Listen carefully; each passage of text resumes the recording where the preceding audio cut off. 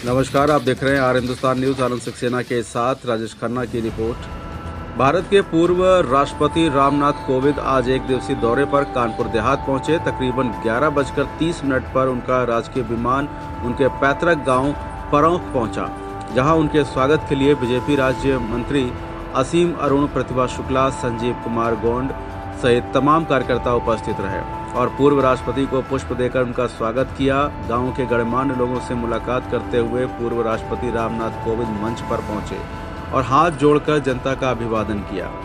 और पूर्व राष्ट्रपति ने अपनी पत्नी सविता कोविंद के साथ दीप प्रज्वलित किया, जिसके उपरांत परौंख गांव निवासी वृद्धावस्था पेंशन के लाभार्थी महेंद्र कुमार को सम्मानित किया। जिसके बाद जनप्रतिनिधियों ने प्रतीक चिन्ह देकर पूर्व राष्ट्रपति को सम्मानित किया। वहीं सिकंदरा विधायक और यूपी सरकार के राज्य मंत्री अजीत पाल ने अपने भाषण में जनता का अभिवादन करते हुए पूर्व राष्ट्रपति का स्वागत किया। इसके बाद पूर्व राष्ट्रपति रामनाथ कोविंद ने जनता को संबोधित करते हुए कहा, परौंख गांव में विशेषता है। मैं जहां भी गया ज्यादातर लोगों ने मुझसे यही बात कही। मैंने जवाब में कहा, मेरा गांव सभी गांवों की तरह साधारण है। बस 2022 में देश के प्रधानमंत्री ने कहा था, आपका कार्यकाल खत्म हो उससे पहले गांव जाकर आपकी गांव की माटी को प्रणाम करूंगा। और वो परौंख गांव आए भी थे। गांव में 3 विद्यालय हैं। ये चौथा सर्वोदय बालिका विद्यालय गांव को समर्पित है। इस विद्यालय में बालिका शिक्षा को बढ़ावा मिलेगा। यहाँ बालिकाओं को भी शिक्षा के साथ आत्मरक्षा के गुण भी सिखाए जाएंगे। मैं अपने देश की बेटियों को प्रणाम करता हूं, क्योंकि मेरे देश की बेटी हर क्षेत्र में मजबूती के साथ निडरता से खड़ी है। उन्होंने उत्तर प्रदेश के मुख्यमंत्री योगी आदित्यनाथ का आभार व्यक्त किया, जिसके बाद सर्वोदय बालिका विद्यालय की आधारशिला रखी गई और वृक्षारोपण भी किया गया। कार्यक्रम में मौजूद समाज कल्याण, अनुसूचित जाति एवं जनजाति कल्याण विभाग के मंत्री असीम अरुण ने बताया कि पूर्व राष्ट्रपति रामनाथ कोविंद को जिले के साथ ही परौंख गांव की चिंता रहती है।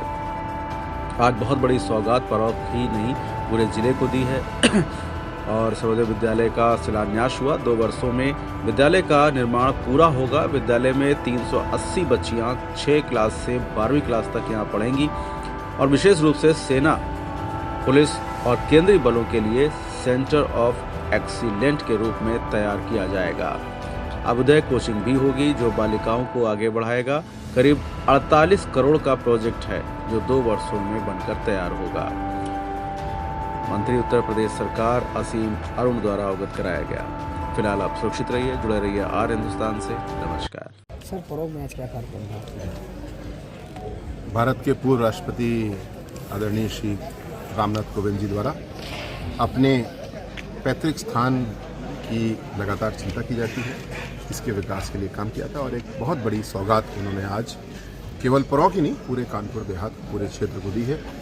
सर्वोदय विद्यालय का शिलान्यास हुआ है। 2 साल में इस विद्यालय का निर्माण पूरा होगा। 480 बच्चियां कक्षा 6 से लेकर कक्षा 12 तक यहाँ पे पढ़ेंगी और विशेष रूप से ये सेना और पुलिस, केंद्रीय बलों के लिए सेंटर ऑफ एक्सेलेंस के रूप में तैयार किया जाएगा। मतलब यहाँ पे एक अभ्युदय कोचिंग भी होगी जो बच्चियों को इस दिशा में आगे बढ़ाएगी। लगभग 48 करोड़ का ये प्रोजेक्ट है। 2 साल में पूरा होगा। 2027 का जो सत्र शुरू होगा, हमें आशा है कि हमारी बच्चियाँ पढ़ाई कर रही होंगी और खेल कर रही होंगी। सर्वोदय बालिका विद्यालय के शिलान्यास के कार्यक्रम में उपस्थित परौंख और परौंख के आसपास के सभी ग्रामवासी भाइयों, बहनों और बच्चों, मंच पर उपस्थित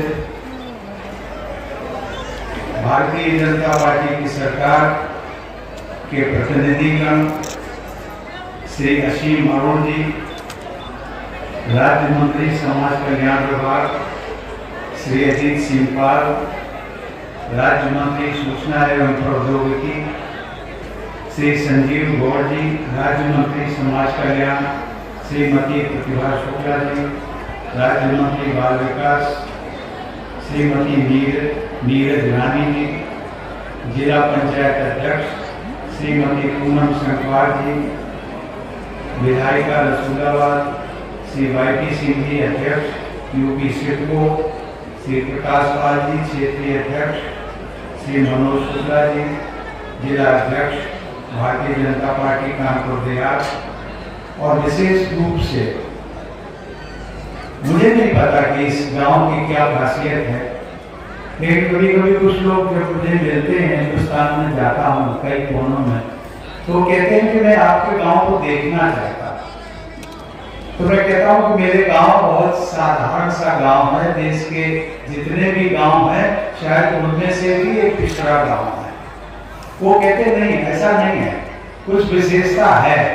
और यही बात जब 2022 में प्रधानमंत्री जी इस गांव में आए थे आप सबसे मिलने के लिए, इस क्षेत्र की जनता से मिलने के लिए, तो उन्होंने भी एक बार मुझे कहा था कि राष्ट्रपति जी आपका कार्यकाल समाप्त होने वाला है और उसके पहले मैं चाहूंगा कि आपके गांव की धरती को एक बार में प्रणाम करूं।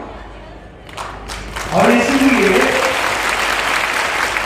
वो कहते थे कि गांव तो मेरा भी है, लेकिन मेरा गांव नहीं, मेरा तो शहर है। लेकिन आपके गांव की क्या विशेषता है कि जिस गांव की धूल मिट्टी में आप पैदा हुए, पले बड़े, आपने प्राथमिक शिक्षा पाई, और उस गांव की क्या धरती की क्या विशेषता है, मैं उस गांव में चलना चाहूंगा। और इसीलिए मैंने जब उनको आमंत्रित किया, आप सब लोगों को कुछ यादें होंगी, अभी 2 साल पहले की बात है, तो वो जब यहाँ पर हेलीपैड पर आए थे तो मैं उनको रिसीव करने गया था। मैं पहले आ गया था, मैं रिसीव उनको करने गया था। तो स्वाभाविक होता है कि जो मेहमान हमारे गेस्ट बन के आता है उसको हम उसकी अगवानी करते हैं। और जब मैंने प्रधानमंत्री जी की अगवानी की तो प्रधानमंत्री जी ने वहां तो मुझे कहा जो कहना था, लेकिन वो यहाँ पर कहने लगे आप सबके बीच में, शायद ध्यान होगा उन्होंने कहा था कि हमारे राष्ट्रपति जी ऐसे हैं जिनको की जिनके संस्कार की भी उनको चिंता है और संविधान की भी चिंता है। और उन्होंने कहा कि संविधान के अंतर्गत जो एक प्रोटोकॉल होता है, मर्यादा होती है, राष्ट्रपति सबसे ऊंचा पद होता है, प्रधानमंत्री उसके नीचे होता है, लेकिन राष्ट्रपति जी आप मुझे यहाँ पर अगवानी करने के लिए आए, ये आपका संस्कार है। तो मैंने एक ही बात कही थी कि प्रधानमंत्री जी ये संस्कार मुझे मिला है इस गांव की मिट्टी से, और मेरे जो टीचर्स थे, जो अध्यापक थे, उनसे मिला है, मेरे परिवार से मिला है। और आज में कभी लोग ये कहते हैं कि आपके गांव में प्राथमिक स्कूल है, प्राथमिक पाठशाला स्कूल है, जूनियर हाई स्कूल है, अभी जो पहले झंकारी भाई जिसका नाम था अब वो माध्यमिक सरकारी विद्यालय बन गया। तो 3 स्कूल थे, तो ये 4था स्कूल आपको इसके लिए क्या जरूरत थी, उसका उत्तर मैं उनको भी देता था और आप सबके सामने भी